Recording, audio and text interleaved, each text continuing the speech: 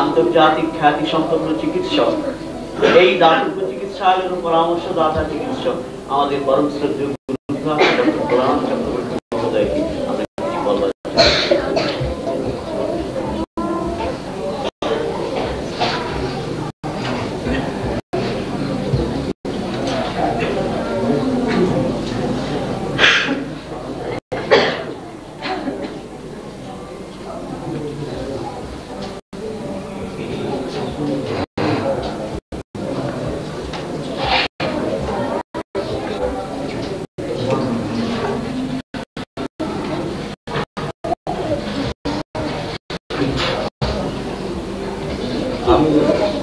প্রথমেই আমার অন্তরের অন্তঃস্থল থেকে আমার ঠাকুর, প্রেমের ঠাকুর, যার করুণায় আমরা কাজ করে চলেছি, তার চরণে শতকোটি প্রণাম জানাই। আমার সেই গুরু পরম্পরা মহারাজকে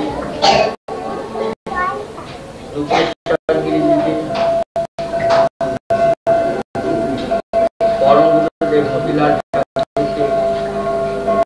এবং অন্যান্য সকল গুরুদেবকে আমি প্রণাম জানাই। মন্দিরের যার দানের সৃষ্টি মহাশয় ছিলেন এবং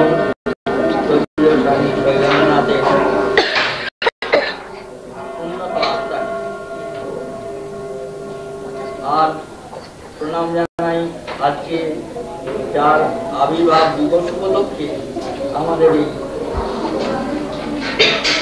নির্বাচনের প্রতিষ্ঠা, সেই প্রেমের অবতার মহামানব আজকে এই সেবার কথা বলতে গেলে একটু আগে আমার গুরুভ্রাতা নন্দদা বললেন যে পরম গুরুদেবের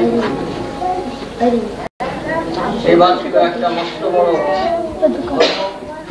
তিনি সেবাশ্রম প্রতিষ্ঠা করেছিলেন এবং সেবানন্দ ছিলেন তার একনিষ্ঠ সেবক, যে সেবানন্দকে আজ আমরা দেখতে পাচ্ছি ঠাকুর রূপে। তিনি সেবার মাধ্যমে আমাদের ভগবত পূজার পথ বলে দিয়ে গেছে। আজকে এই ঠাকুরের দেওয়া যে পথ, এই পথে আমরা এগিয়ে চলেছি আমাদের আর্থিক উন্নতি। আমার সৌভাগ্য হয়েছে আমি সারা পৃথিবীতে বহুবার ভ্রমণ করছি। আমি গত 1 মাস আগেও একেবারে পৃথিবীর কেন আমরা তো ক্রিয়াযোগী এবং আমাদের ব্রাজিলে বড় বড় প্রতিষ্ঠান হয়েছে যেখানে আমরা এই ক্রিয়াযোগের মাধ্যমে আমাদের অর্থনৈতিক পথ বেছে নিয়েছি এবং তার সঙ্গে সঙ্গে এই সেবা করে যাচ্ছি।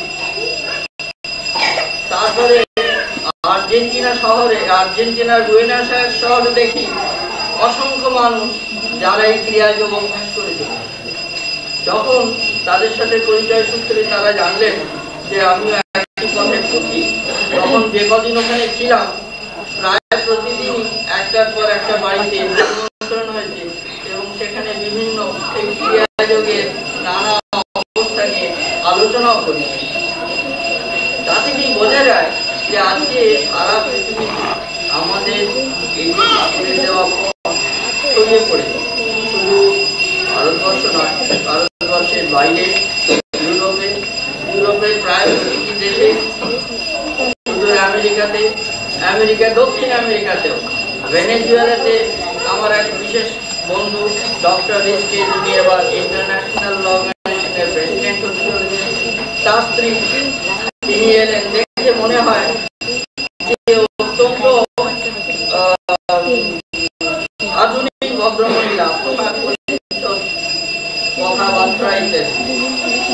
তার সাথে পরিচয় হলো, বসে গল্প করতে করতে হঠাৎ তিনি বললেন, তুমি তো ইন্ডিয়ান, তুমি যোগ সম্বন্ধে কি জানো? অর্থাৎ একটা কমিউনিস্ট কান্ট্রি যারা ভগবানকে মানে না, তাদের দুজন, একজন ডাক্তার একজন ইঞ্জিনিয়ার, ঠাকুরকে এইরকম শুধু পোল্যান্ড না, জার্মানিতেও ছড়িয়ে পড়েছেন ঠাকুর, ইংল্যান্ডেও ছড়িয়ে পড়ছেন ঠাকুর, সারা পৃথিবীতে ছড়িয়ে পড়েছেন। এই যে পথ, আমাদের যে পথ, সেই পরমাত্মার সাথে মিলনে সুযোগ করে দেয় আমাদের প্রেমের ঠাকুর, দয়া করে সেই পথ আমাদের দেখিয়ে দিয়েছে। তার জন্য আজকে আমরা তার শ্রীচরণে সুযোগ পেলেই শতকোটি প্রণাম জানাই এবং চেষ্টা করি তার প্রদর্শিত পথে এগিয়ে যাব। ঠাকুর একদিন বললেন, দেখ, বিভিন্ন ভাবে ভগবানকে পাওয়া যায়, বহু রাস্তা আছে, তার মধ্যে সেবার রাস্তাও একটা রাস্তা। কেমন? গীতা আপনারা জানেন 26 বার লেখা হয়েছিল, অনেকগুলো গীতা, একবার গীতা লেখা হয়। তার মধ্যে একটা গীতার নাম হচ্ছে উত্তর গীতা। তুই মনে কর না যে তোর ছেলের মধ্যেই আত্মার উপরে আমি রয়েছি।